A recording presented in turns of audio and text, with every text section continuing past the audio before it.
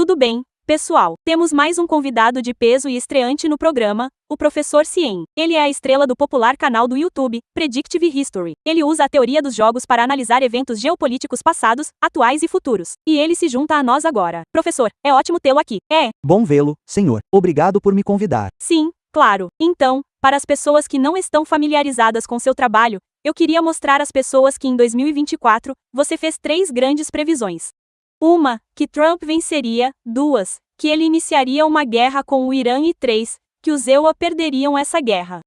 Vamos ouvir isso. Nesta aula deste semestre, estou fazendo 3 grandes previsões, certo? A primeira é que Trump vencerá em novembro. A segunda é que os Estados Unidos entrarão em guerra contra o Irã. E a terceira grande previsão é que os Estados Unidos perderão essa guerra, o que mudará para sempre a ordem global. Então, obviamente, a última é a única que ainda não se concretizou, é uma previsão bastante surpreendente. Você a mantém e o que viu até agora que o leva a se manter firme nessa conclusão? Então, dada a minha análise de como a guerra está progredindo, acho que o Irã tem muito mais vantagens sobre os Estados Unidos. A realidade é que agora é uma guerra de atrito entre os Estados Unidos e o Irã. E os iranianos se prepararam por 20 anos para esse conflito. Em sua esquetologia, em sua religião, esta é uma guerra contra o grande Satã. Eles fizeram muitos ensaios. Em junho passado, foi uma guerra de 12 dias, quando os iranianos puderam examinar e analisar as capacidades de ataque tanto dos israelenses quanto dos americanos. E eles tiveram muito tempo, 8 meses, para se preparar totalmente para esse novo ataque. Eles, por meio de seus representantes, os Houthi, o Hezbollah, o Hamas e as milícias xiitas, conseguiram realmente entender a mentalidade americana e agora tem uma estratégia muito boa de como enfraquecer e, finalmente, destruir o Império Americano. Então, o que os iranianos estão fazendo é não estão travando uma guerra contra toda a economia global. E então eles estão atacando os países do CCG, e não estão atacando apenas os países do CCG, as bases americanas, eles estão indo atrás da infraestrutura de energia crítica dessas bases. Eles estão bloqueando o Tricos e, eventualmente, eles irão atrás das usinas de tratamento de água, que são a força vital dessas nações porque elas não têm suprimento de água doce. Na verdade, as usinas de tratamento de água fornecem 60% do suprimento de água do CCG. Então, se um drone, e você sabe que esses drones custam $50 mil, se eles destruíssem uma usina de dissonância em Riad, Arábia Saudita, uma cidade de 10 milhões de pessoas, certo? Eles ficariam sem água em 2 semanas, E agora, os iranianos fecharam de fato o Shu, e a CG obtém 90% de sua comida dos Chevus. Então, eu sei que muitas pessoas estão falando sobre as interrupções na economia global, mas agora os iranianos estão ameaçando a própria existência da Arábia Saudita, dos Emirados Árabes Unidos, do Catar, e o que é importante é que os estados do Golfo são realmente o eixo central da economia americana. Então, o que eles fazem é vender petrodólares e depois reciclar os petrodólares de volta para a economia americana por meio de investimentos no mercado de ações. E agora sabemos que o mundo inteiro, a economia americana inteira, é sustentada por investimentos em IA em data centers, e muito disso vem dos estados do Golfo.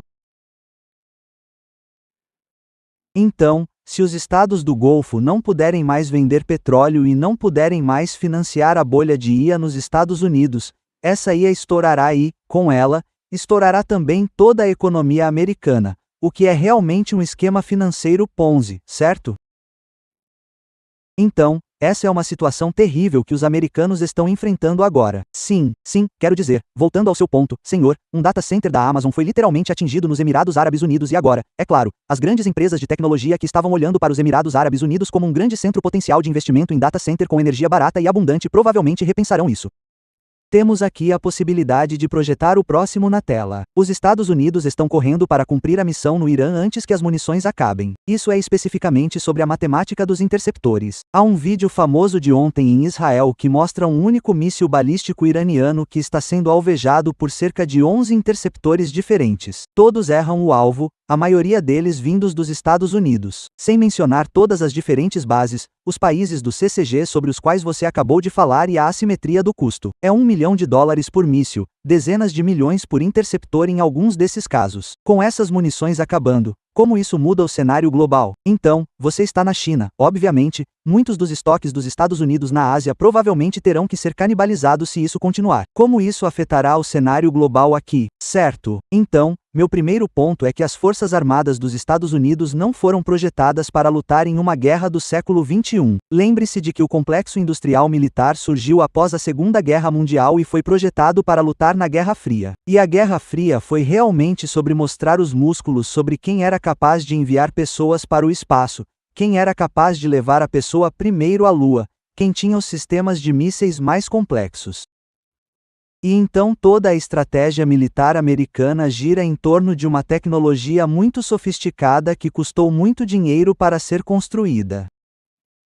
E é basicamente isso que o sistema de defesa aérea americano é. E é por isso que estamos vendo essa assimetria, como você apontou, nesta guerra em que você tem esses mísseis de milhões de dólares tentando derrubar esses drones de US $50 mil e isso não é sustentável a longo prazo. E então o que estamos vendo é realmente a perfuração da aura de invisibilidade e incapacidade que sustentou a hegemonia americana pelos últimos 20 anos, especialmente após o colapso da União Soviética. E isso é realmente uma reordenação não apenas da economia global, porque sinaliza o colapso do petrodólar e, com ele, de todo o sistema de moeda de reserva baseado no dólar americano, mas também da hegemonia global dos Estados Unidos. Estamos caminhando para um mundo multipolar. Professor, esta manhã, o secretário da Guerra, Pete Hex, foi questionado sobre possíveis tropas terrestres no Irã. Ele se recusou a descartar essa possibilidade e disse: "Bem, não vamos projetar para vocês o que faremos ou não faremos. O que não queremos, descartamos qualquer coisa. Faremos o que for preciso." Você acha que os Estados Unidos acabarão invadindo o Irã por terra, já que já está ficando relativamente claro que eles não serão capazes de atingir a meta de mudança de regime ou mesmo o colapso do regime usando apenas o poder aéreo? Certo, então, todos dizem que a pior calamidade que pode acontecer aos Estados Unidos é se enviarem tropas terrestres ao Irã. Ao mesmo tempo, os Estados Unidos estão comprometidos com a mudança de regime no Irã. Nunca tivemos um presidente na história que conseguisse mudar o regime apenas pelo ar. Precisamos de tropas terrestres. E, infelizmente, o que vai acontecer nos próximos meses é que a pressão para que os Estados Unidos enviem tropas terrestres aumentará, especialmente dos países do CCG e de Israel, que estão sendo criticados agora pelos iranianos. Lembre-se de que se os países do CCG, Arábia Saudita, Catar e Emirados Árabes Unidos proibirem sua entrada, o petrodólar vai embora com eles. Portanto, os americanos precisam proteger esses países, e esses países vão exigir que os americanos subornem os iranianos para tomar o país, o que equivale a US $5 trilhões em indenização, certo? Ou enviem tropas terrestres para acabar com a ameaça iraniana de uma vez por todas.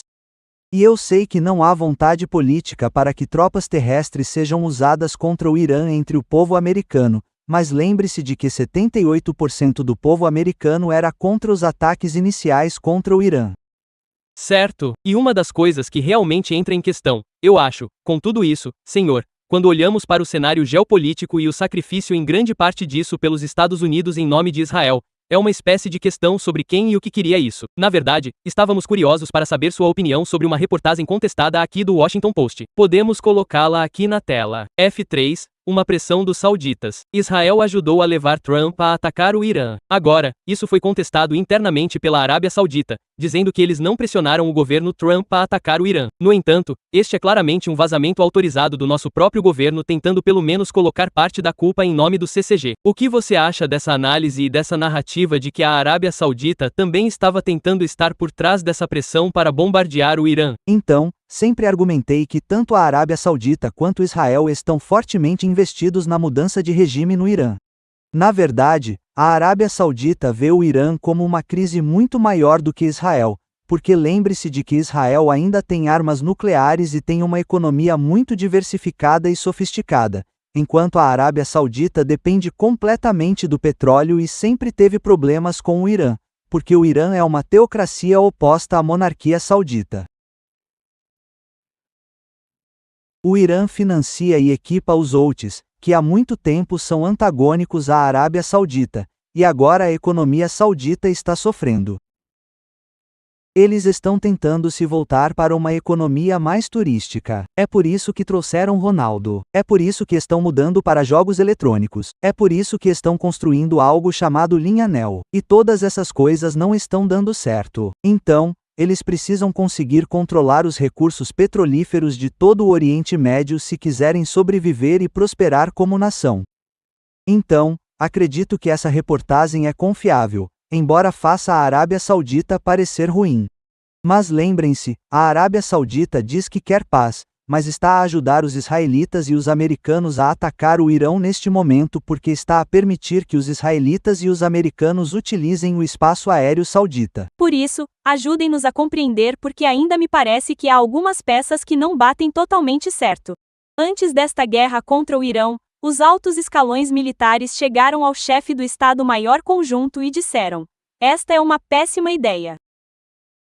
Sabem que não estamos preparados para isto, sabem toda a matemática sobre os interceptores sobre a qual se fala há meses e, no entanto, Trump decidiu prosseguir.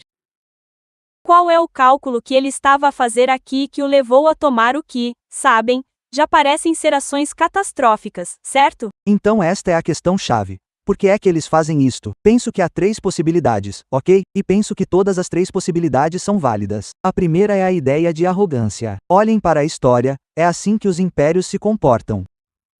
Então, o sequestro de Muro foi rápido, bem-sucedido e deu uma descarga de adrenalina para Trump, o que o deixou confiante demais na capacidade do exército americano. Certo, então a arrogância é um fator e vemos isso ao longo da história. Por que Hitler invadiu Stalin? Porque ele conquistou a Europa com muita facilidade e achava que era invencível, certo? Certo, e isso levou à destruição do exército alemão na União Soviética. Então, a arrogância é um fator. Então, você tem que olhar para o cálculo político interno, onde, embora a América não se beneficie dessa guerra contra o Irã, o próprio Trump se beneficia pessoalmente. Por quê? Porque os sauditas e israelenses o estão subornando para atacar o Irã.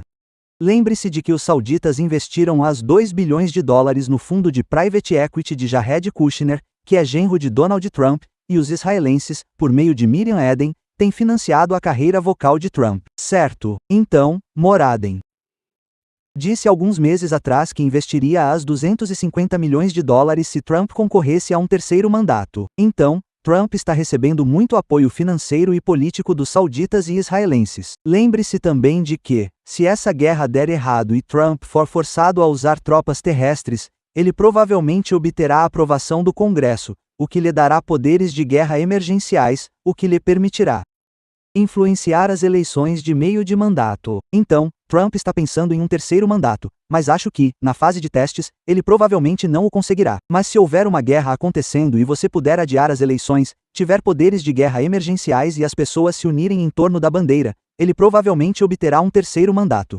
E o último fator muito importante é o fator esquetológico. Se você olhar os arquivos da Epson, ficará claro que somos governados por sociedades secretas. Fica claro que o mundo é governado por esses indivíduos que têm muito poder.